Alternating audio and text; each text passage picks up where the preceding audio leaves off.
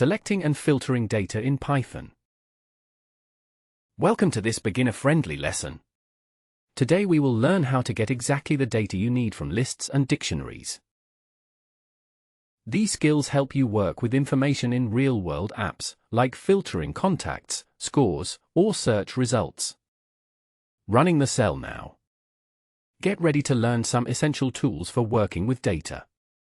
Remind a friend to join you and learn together. Why selecting data matters. Most programs work with lots of data. But we often need only a part, like all names that start with S, or all numbers above 10. Knowing how to pick out what you need is how programs become truly useful. Running the cell now.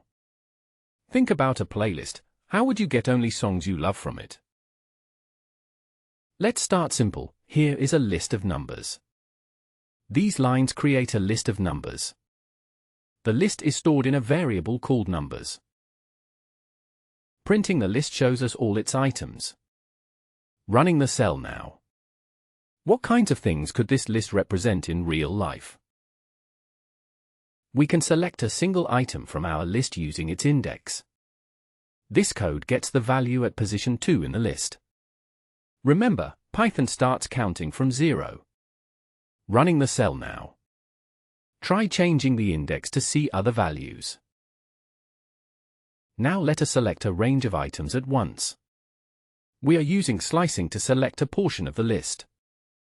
In this example, items from index 1 up to 4 are selected. Running the cell now. What slice would you use to get the last 3 numbers? You can also count from the end of a list by using negative indexes. Using negative indexes lets us get items from the end back. This prints the last 2 numbers from the list. Running the cell now. Try negative numbers in slices to practice. Now let us filter our list to keep only numbers greater than 5. We make a new, empty list to hold the answers. A loop goes through every number in the original list. For each number, we check if it is greater than 5. If it is, we add it to our new list. Finally, we print out only the numbers that pass the test. Running the cell now. Try changing the filter number to practice. Like the video and subscribe for more lessons like this. Let us make it interactive. Now, you can choose the limit. We ask the user to type a number using input. The input is turned into an integer so we can compare it. An empty list will hold our results. The for loop checks each number in our list. If a number is greater than what the user picked, we add it to the new list. At the end, we print the filtered results. Running the cell now. Try different numbers for the filter. What happens? Let us try filtering with a list of words, like a fruit basket. We make a list called words containing some fruit names. This gives us a list of text items, not numbers. Printing it shows all the fruits we start with. Running the cell now. What are your favorite fruits? Try adding them. Let us find only the fruits that begin with the letter B. We will use a loop to check each fruit in the list. We test if the word starts with the letter B.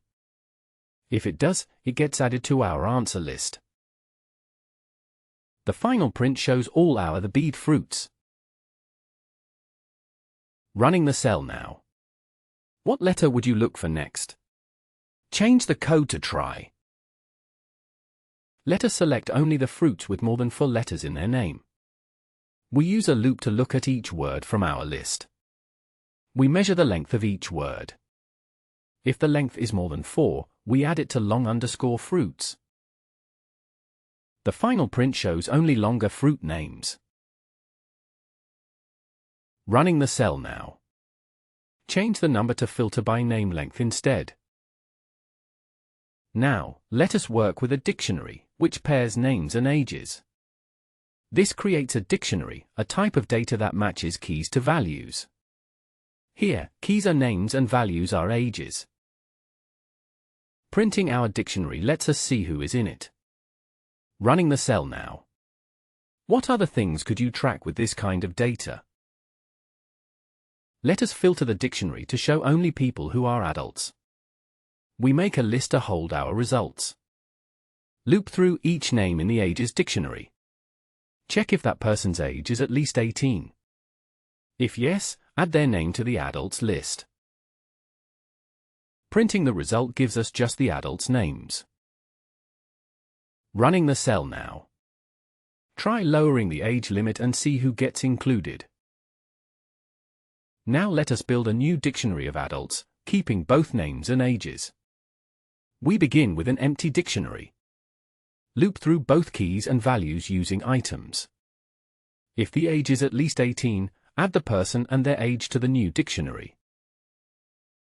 Printing the result gives us full info about the adults. Running the cell now. Could you do this for teenagers as well? Try it. Let us learn how to get just the ages from our dictionary. We use the values function to get all the numbers from our dictionary. Turning it into a list helps us work with the ages directly. Running the cell now. What if you wanted just the names? Python has a shortcut for filtering called filter. We use filter to keep only numbers that are even. A lambda is a short way to write a small function right in the code. This line looks at each number and keeps it if it is even. Running the cell now. Practice, can you use filter to get odd numbers? Python has an even shorter way to filter lists. List comprehensions let us write a whole filter in one line. Here, we get all the fruit names that are fewer than 5 letters long. This makes filtering quick, neat, and easy to read. Running the cell now. Try rewriting one of your earlier loops as a comprehension. Let us combine what we learned, filter test scores using your own limit. Here is a list of test scores. We ask the user what score to use as a minimum. With a list comprehension, only scores at or above that number get through. The print shows who passed our test. Running the cell now. Change the minimum and see how the results shift. Let us use a list of small records, more like real-life data. We made a list of dictionaries, each one with a name, an age, and a favorite fruit. This pattern is like a table or spreadsheet. Now, we use a list comprehension to find just the names of people whose favorite is apple.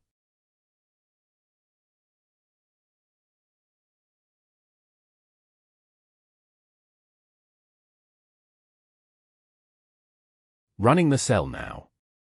Change apples to another fruit and see what happens. Time for a mini project. Let us filter a class for students who passed. We have a list where each student has a name and a score.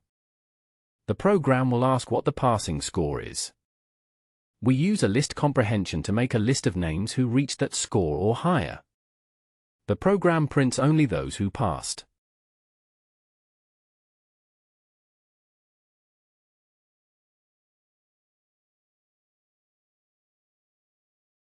Running the cell now. Practice, add more students and rerun the code. Let us also find the students who need a little more help. This code finds all students whose score was under the passing level. It prints that list of names. Now you can see both who passed and who may need some support.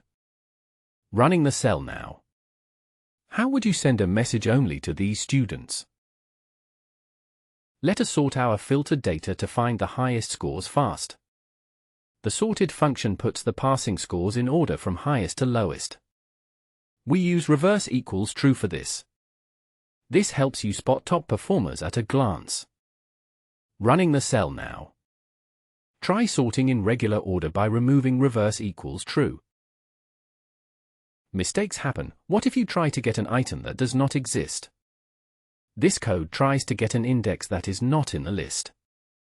An indexer means your position number was out of range. We can prevent crashes using try and except. The accept part shows a friendly message instead. Running the cell now. Practice, what message would you give if a value was missing? Looking for a key that is missing? Use the get function for safety. The get function lets us look for a key and give a backup answer if it is missing. This avoids a crash and keeps the program user-friendly. Running the cell now. What other default message would you like to show? Recap, takeaways. You learned how to select one item, a slice, or filter whole lists and dictionaries in Python. You saw ways to use for loops, comprehensions, and handy functions like filter and get. You practiced with numbers, words, and real-world data, and built a simple report. Running the cell now.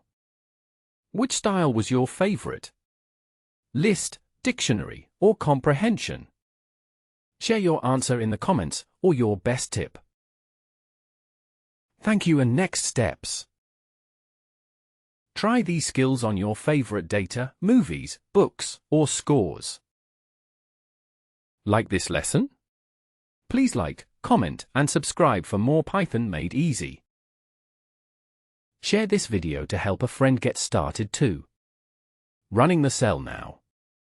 Great progress today. Check out our next lesson on working with even bigger data sets.